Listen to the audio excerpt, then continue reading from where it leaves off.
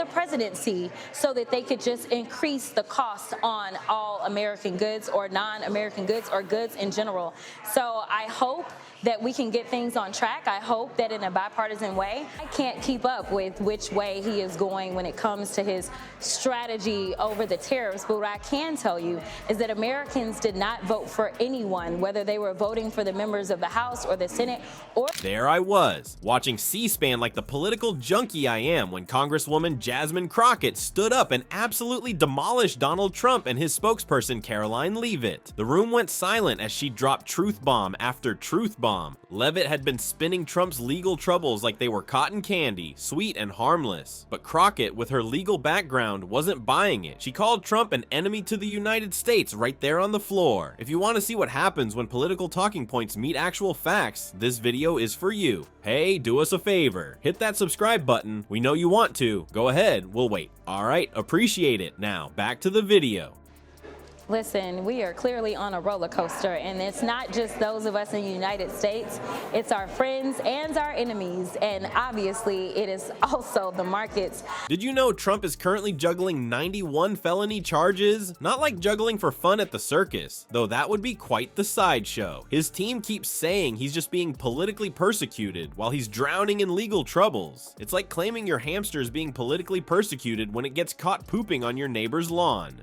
Welcome to the MAGA circus, folks. Donald Trump is our ringmaster with his bright red tie flapping like a carnival flag, and Karoline Leavitt is his main cheerleader. She's not just any cheerleader though. She's the kind that would tell you the lion eating the tamer is actually just giving him a very enthusiastic kiss. Leavitt has been all over TV defending Trump, spinning his problems faster than a cotton candy machine at a county fair. While normal people see 91 felony charges and think, wow, that's a lot of crime, Leavitt sees it as a big misunderstanding. She goes on Fox News with a straight face saying things like, this is just another witch hunt against the greatest president ever. It's political persecution, she claims, not the fact that her boss might have done some, actual crimes. It's like claiming your speeding ticket is persecution because the cop was jealous of your cool bumper stickers. Leavitt has taken the art of spinning to Olympic levels. When Trump got indicted for the hush money scandal, she called it an attack on democracy. When he was charged with mishandling classified documents, she said it was a two-tier justice system. And when he faced charges for trying to overturn an election, she claimed it was just criminalizing political disagreements. See the pattern? Criminal behavior gets rebranded as political disagreement. Next thing you know, bank robbery will be an alternative withdrawal strategy. What makes this extra funny, or sad depending on your sense of humor, is that Leavitt has been described as an aggressively enthusiastic cheerleader for Trump. That's like being aggressively enthusiastic about defending a skunk that keeps spraying everyone at the garden party. He's not stinking up the place, he's just sharing his natural perfume. Leavitt's job is basically defending the indefensible. Remember when Trump met with Ukrainian President Zelensky? Instead of discussing, the WAR happening in Ukraine, Trump decided fashion critique was more important. According to Congresswoman Crockett, Trump wanted to talk about his clothes. She suggested this might be because Trump never wanted to go serve his country.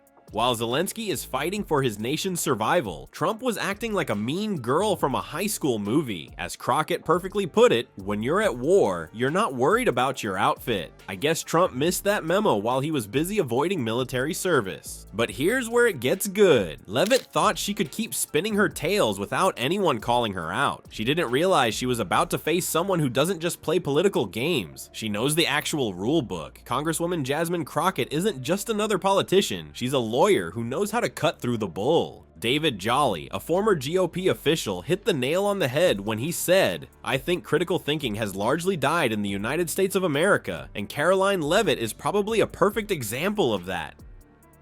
Ouch. That's like saying she's the poster child for believing chocolate milk comes from brown cows. Jolly didn't stop there. He added that all these legal actions against Trump exist probably because he's the one president who's acted the most outside the bounds of his executive authority. Imagine that. Actions having consequences. Revolutionary concept. When Congresswoman Crockett finally had enough of this circus act, she didn't hold back. She looked right at the camera during her appearance and called Trump what many have been thinking, an enemy to the United States. The room practically froze. It wasn't just the words, it was the calm, matter-of-fact way she said them. Not as an insult, but as a legal assessment. This wasn't name-calling, this was a verdict. Crockett laid out her case precisely, pointing to Trump's actions and how they've repeatedly undermined American democracy and rule of law. She wasn't playing politics, she was presenting evidence like she was back in the courtroom. The difference between Leavitt's emotional defenses and Crockett's factual takedowns was like comparing a kindergarten finger painting to the Mona Lisa. But before Leavitt knew what hit her, she found herself facing someone who doesn't just play politics, she knows the law. And when the law meets MAGA make-believe, reality tends to win every time. What happens when a lawyer with serious courtroom skills decides to take on Trump's human talking point? We get to witness what happens when fairy tales meet facts. And spoiler alert, it's not pretty for the fairy tales. Jasmine Crockett isn't just another politician throwing word salads at the wall. Before joining Congress, she was an attorney who spent years in courtrooms where you actually need evidence to make your case. You can't just yell fake news when the judge asks for proof. That background shapes everything about how she handles political debate. It's like watching someone bring a flamethrower to a pillow fight. When faced with Leavitt's Trump defense routine, Crockett didn't respond with the usual political babble. Instead, she methodically took apart Leavitt's claims one by one, like a mechanic dismantling a broken engine.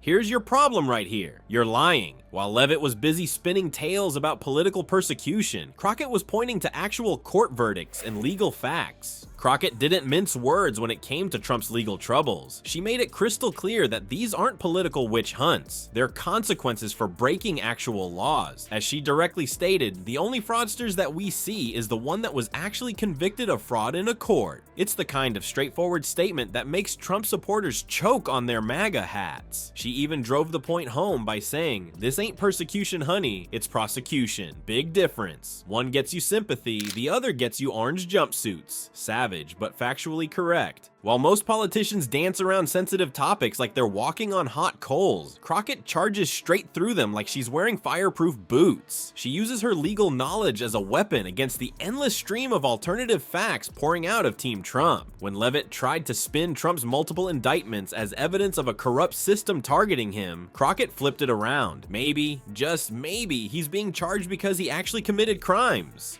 Mind-blowing concept, right? What really sets Crockett apart is her complete lack of political doublespeak. Most politicians talk like they're afraid words might actually mean something. They use phrases like exploring options and considering various perspectives when what they mean is, I don't want to give a real answer. Crockett, on the other hand, talks like a normal human being with a spine. She doesn't express concerns, she calls out lies. She doesn't raise questions, and she demands answers. Political analysts have noted that Crockett brings receipts, the smoke, and the very uncomfortable truth to every debate. It's like she heard about the saying, bring receipts, and thought, I'm going to bring the whole cash register. She doesn't just counter claims, she drowns them in evidence. She doesn't play by what some might call clown rules. Instead, she flips the entire table and reads you the charges and the sentencing guidelines. Imagine playing Monopoly with someone who actually knows all the rules and won't let you make them up as you go along. That's Crockett in political debates. As the tension built during their exchange, viewers could sense Crockett was building towards something big. She wasn't just picking apart individual lies, she was constructing a larger case. It's the difference between saying someone made a mistake and proving they have a pattern of deception. The payoff came when Crockett directly called Trump an enemy to the United States. This wasn't just name-calling or typical political mudslinging. Coming from a former attorney, it was a legal assessment based on Trump's actions. The context matters here. She wasn't saying it as a random insult during a heated moment. She was calmly stating what she believes is evident from his conduct and the numerous legal challenges he faces. It hit differently because it wasn't emotional. It was clinical, like a doctor diagnosing a disease. The statement sent shockwaves through political circles. MAGA loyalists screamed about disrespect, while others nodded in agreement. But what made it powerful wasn't just the words, it was that they came from someone who understands the legal weight of such accusations. She wasn't throwing spaghetti at the wall, she was presenting a closing argument. But Crockett wasn't just throwing out accusations, she was building a case piece by piece, especially when it came to one of Leavitt's most ridiculous claims. You see, Leavitt had been trying to convince Americans that up is down, left is right, and somehow, amazingly, that new taxes are actually tax cuts. That's when Crockett really showed why you shouldn't bring crayons to a legal battle.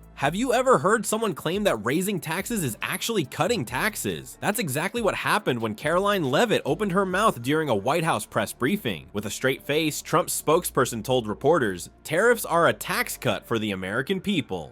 I almost fell off my chair. That's like saying punching yourself in the face is actually a spa treatment.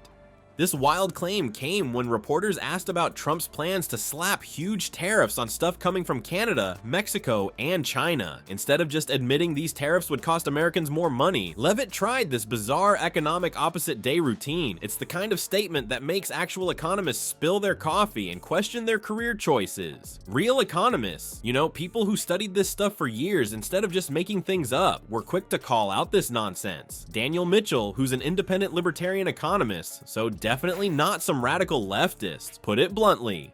The statement that tariffs are a tax cut is nonsensical. That's fancy economist talk for what the heck is she smoking? Another economist, Steve Fazzari from Washington University, added, "I cannot think of any direct way in which a higher tariff is a tax cut. Tariffs are taxes. Higher tariffs are higher taxes." When economists from different political backgrounds all agree on something, maybe it's time to listen. So how do tariffs actually work? It's pretty simple, even though Team Trump pretends it's complicated. When the government puts a tariff on products from another country, the company importing those products has to pay that extra fee. But, and this is the important part, those companies don't just eat that cost. They pass it on to us, the consumers, by raising prices. As Ross Burkhart, a political scientist specializing in trade, explained, it's the importing company who imports the goods from the targeted country that pays the tariff and then passes the cost of that tariff down to the consumer. So when Trump says China is paying the tariffs, what he really means is you're paying more for your kids' toys, your new phone, and that shirt you just bought.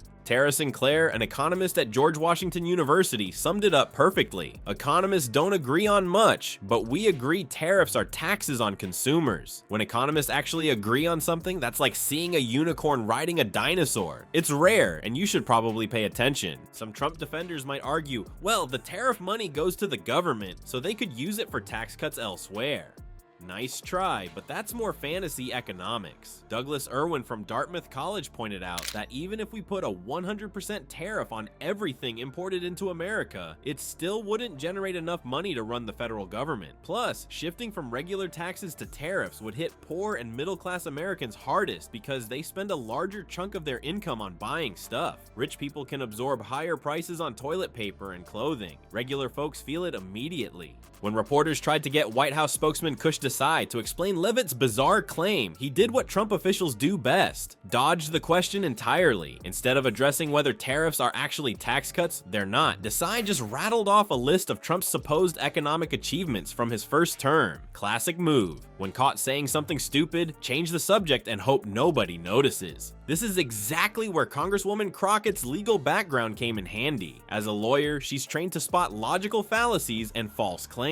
When faced with Leavitt's tariff nonsense, Crockett didn't hesitate to break it down in simple terms for everyone to understand. She explained that if Company A has to pay a 25% tariff to bring products into America, they're going to raise their prices by at least 25% to cover it. That's not a tax cut, that's a price hike that comes straight out of your pocket. Crockett used her experience in breaking down complex legal concepts to expose the economic sleight of hand Trump's team was attempting. She pointed out that calling a tariff a tax cut is like calling a speeding ticket a donation. It completely misrepresents what's actually happening. Her legal training helped her cut through the political spin and present the economic reality in terms anyone could understand. This wasn't just a political argument, it was a battle between spin and substance, between talking points and truth. On one side, we had Leavitt trying to convince Americans that paying more for goods is actually paying less. On the other side, we had Crockett, armed with facts, logic, and a refusal to let such obvious nonsense stand unchallenged. When Jasmine Crockett faced off with Leavitt, she wasn't just trying to win an argument, she was fighting for something bigger, the idea that facts still matter. In a world where feelings often trump truth, Crockett reminded us that 91 felony charges aren't just political drama, they're actual legal problems. What do you guys think about this showdown? Is Crockett right to call Trump an enemy to the United States, or is she playing the same political games?